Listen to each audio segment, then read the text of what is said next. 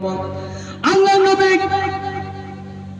উম্মতের জন্য আমরা সেই উম্মতের জন্য চিন্তা ফিকির করতে গিয়ে আমার ভাইরা আরবের বুকে 3 দিন পর্যন্ত আল্লাহর নবীকে পাওয়া যায়নি। কদিন? একটু কথা বলুন, কদিন? 3 দিন। একদিকে সিদ্দিকে আকবর, আর একদিকে ওসমান গনি, আর একদিকে হযরতে আলী, আর একদিকে ওমর। 4টে তবর ফেরেশতা আরবের বুকে আল্লাহ নবীকে 3 দিন না পাওয়া যাওয়ার কারণে আমার ভাইরা সমস্ত সাহাবারা চতুর্দিকে নবীকে খুঁজে বেড়াচ্ছে। আমার হাবিব কোথায় গেল? আমার হাবিবকে কে মেরে দিল? চতুর্দিকে খুঁজে খুঁজে বেড়াচ্ছে, কোনো দিকে আল্লাহ নবীকে পাওয়া যায়নি। এমন সময় হযরত ওমর উলঙ্গ তলোয়ার নিয়ে সমস্ত আরববাসীকে বলছে, হে আরববাসী, আজ তোমরা আমার হাবিবকে বাহির করে দাও, তা না হলে আমি উলঙ্গ তলোয়ারের দ্বারা সমস্ত আরববাসীকে কতল করে দেব। এই আওয়াজ শোনার পরে, এই ওমরের খবর শোনার পরে সমস্ত আরবের নারী পুরুষরা বাইরে বার হয়ে বলছে, ভাই ওমর, ও আমার ভাই ওমর, আমরা হাবিবকে দেখিনি, আমরা হাবিবকে কেউ আমরা মারিনি, আমরা বলতে পারবো না, কিন্তু হাবিবকে না পাওয়া যাওয়ার কারণে আমার 3 মাসের বাচ্চা আছে, আর একজন বলছে 6 মাসের বাচ্চা আছে, আর একজন বলছে 1 মাসের বাচ্চা আছে। আমার এই কচি কচি বাচ্চারা আল্লাহর হাবিবকে না পাওয়া যাওয়ার কারণে আমাদের স্তনে মুখ দেয় না, দুধ খায় না।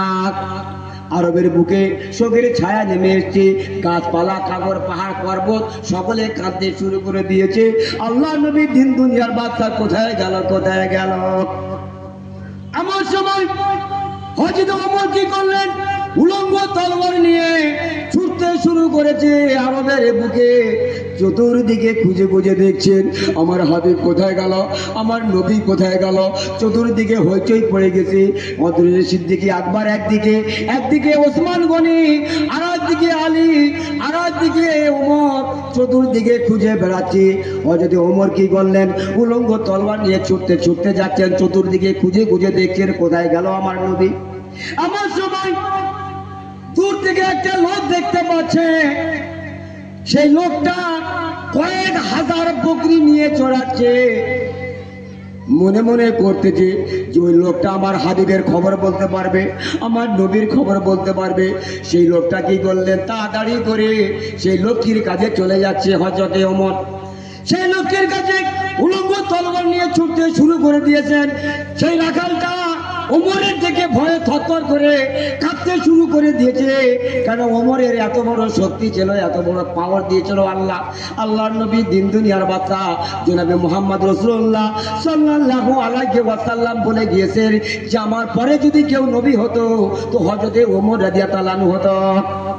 সেই লোকের কাছে গিয়ে বলছে, ভাই তুমি পালাবে না, তুমি দাঁড়িয়ে যাও, তুমি দাঁড়িয়ে যাও, তুমি দাঁড়িয়ে যাও, আমি তোমাকে মারবো না, আমি তোমাকে কিছু বলবো না, তুমি একটু দাঁড়িয়ে যাও, তুমি একটু দাঁড়িয়ে যাও। তো বলছে, ভাই ওমর কি খবর বলো, কি খবর বলো, আমাকে বলো, তোমার দেখে আমার ভয় লাগতেছে, শরীরটা থরথর করে কাঁপতেছে, তুমি বলো কি হয়েছে। বলছে, ভাই আমার প্রতিবেশী। ও ভাই তুমি একটু দাঁড়িয়ে যাও, তুমি কি আমার হাবিবকে দেখেছো, তুমি আমার নবীকে দেখেছো কি বলো, তুমি আমার হাবিবকে দেখেছো কি বলো। বলছে, আমার ভাই, আমার প্রতিবেশী, ও আল্লাহর বান্দা, আমি আমার হাবিবকে আমি দেখিনি, আমি বলতে পারবো না। হাবিবকে না পাওয়া যাওয়ার কারণে আমার এই কচি কচি যে বাচ্চাগুলো, কয়েক হাজার বকরি বাচ্চা ওই তলের মধ্যে রয়ে গেছে। ছোট্ট ছোট্ট বাচ্চাগুলো তার মায়ের স্তনে মুখ দেয় না। আর বলছে, আমি এই আমার বাড়ি দিয়ে কতগুলো গাছের পাতা আমি ফেলে রেখেছি, পাতাগুলো শুকিয়ে গেছে। আল্লাহ নবীকে 3 দিন না পাওয়া যাওয়ার কারণে বড় বড় ছাগলগুলো পাতা খায় না, আর ছোট ছোট ছাগলগুলো তার মায়ের স্তনে মুখ দেয় না। আমি তবে একটা সালেশান দিতে পারি, একটা খবর আমি দিতে পারি। পারে। আল্লাহর হাবিবকে আমি দেখিনি, আমি বলতে পারবো না, তবে একটা খবর আমার কাছে আছে। ওই যে দূরে একটা পাহাড় দেখতে পাচ্ছ, ওই পাহাড়টার নাম হলো জাবাল সালাত। জাবাল মানে পাহাড়, সালাত মানে নামাজ। ওই পাহাড়ের উপরে একটা লোক উঠতে দেখেছি, তবে আল্লাহর নবী কি আমি বলতে পারবো না। এ কথা শোনার পরে হযরত ওমর উলঙ্গ তলোয়ার নিয়ে ভাই ছুটতে শুরু করেছে। সেই পাহাড়ের দিকে ছুটে ছুটে যাচ্ছেন। পাহাড়ের কাছে গিয়ে তৎক্ষণ করে পাহাড়ের উপরে উঠতে শুরু করেছে।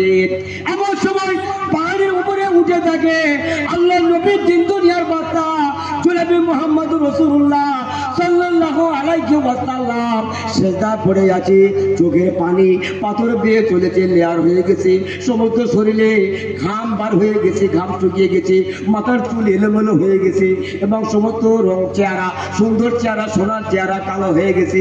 আল্লাহর নবীর জবান থেকে একটাই শব্দ শুধু বার হচ্ছে, আল্লাহ তাবারক ওয়া তাআলা কাল কিয়ামতের ময়দানে কঠিন দিনে আমার গুনাহগার উম্মতের কি হবে? আমার গুনাহগার উম্মতের কি হবে?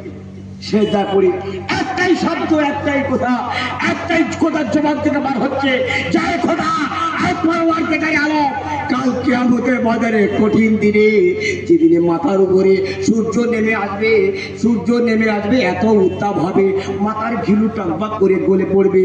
আল্লাহ বলে বান্দারে ওই দিনে এত কষ্ট হবে, সে কষ্টর কথা একমাত্র আমার হাবিব জানে। বলছে শাহাদাত আমল চিবুতে চিবুতে কবজি পর্যন্ত নিজের হাত নিজে চিবিয়ে খেয়ে নেবে। আল্লাহ নবী বলছেন আয় আল্লাহ রাব্বুল আলামিন, আয় আল্লাহ তাবারক ওয়া তাআলা ওই কঠিন দিনে কিয়ামতের দিনে আমার গুনাহগার উম্মতের কি হবে? আমার গুনাহগার উম্মতের কি হবে? হযরত ওমর গিয়ে বলছে ইয়া রাসূলুল্লাহ, ইয়া হাবিবাল্লাহ, আপনি মাথা তুলুন, আপনি আর কাঁদবেন না। আপনার জন্য সমস্ত আরববাসীরা আজ কেঁদে পাগল হয়ে গেছে। আজ তাদের ছেলে মেয়েরা আজকে এক মুঠো দানা মুখে দেয় না, বাচ্চারা দুধ মুখে দেয় না, কাঁকড় পাথর গাছপালা পশু পক্ষী সমস্ত কাঁদতে শুরু করেছে। ইয়া রাসূলুল্লাহ, ইয়া হাবিবাল্লাহ, আপনি মাথা তুলুন, আর আপনার কান্না আমার বরদাস্ত হচ্ছে না। ইয়া রাসূলুল্লাহ, আপনার দিনের জন্য আমার সমস্ত সম্পত্তি, টাকা পয়সা, আমার বিবি বাচ্চা যা কিছু আছে সব দিনের জন্য ব্যয় করে দেবো, আপনি মাথা তুলুন।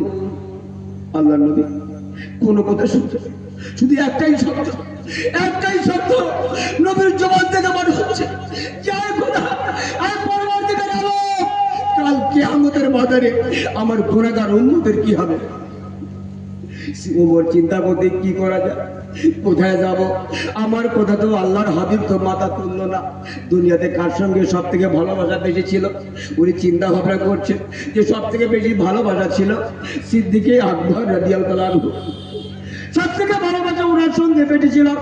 সিদ্দিকে আকবর এলো রাদিয়াল্লাহু তাআলা আনহু, এসে দেখছে আল্লাহর নবী সিজদা পড়ে আছে, চোখের পানি শেষ হয়ে গেছে, মাথার ঘাম সব শুকিয়ে গেছে, মাথার চুল এলোমেলো হয়ে গেছে, নুরানি চেহারা কালো হয়ে গেছে, সমস্ত শরীরটা কালো হয়ে গেছে। উম্মতের জন্য চিন্তা করছে। আর আল্লাহ রাব্বুল আলামিন, আল্লাহ তাবারক তাআলা কাল কিয়ামতের ময়দানে আমার গুনাহগার উম্মতের কি হবে? সিদ্দিকে আবার বলছে ইয়া রাসূলুল্লাহ, ইয়া হাবিবাল্লাহ, আপনি মাথা তুলুন, আপনি আর কাঁদবেন না, আপনার কান্না বরদাস্ত হয় না, আপনার জন্য সমস্ত আরববাসী কেঁদে পাগল হয়ে গেছে, আপনি মাথা তুলুন, আপনার দিনের জন্য আমার যত টাকা পয়সা সম্পত্তি আছে, যা কিছু আছে সমস্ত দিনের জন্য ব্যয় করে দেবো। ইয়া রাসূলুল্লাহ, আপনি মাথা তুলুন। আল্লাহ নবী দিন দুনিয়ার বার্তা দুজনের কথা কোনো ভ্রুক্ষেপ করলো না, জবান থেকে শুধু একটাই শব্দ বার হচ্ছে, কিয়ামতের ময়দানের কথা। আমরা কিন্তু কিয়ামতের কথা কেউ ভাবি না। আমরা হলাম তার উম্মত।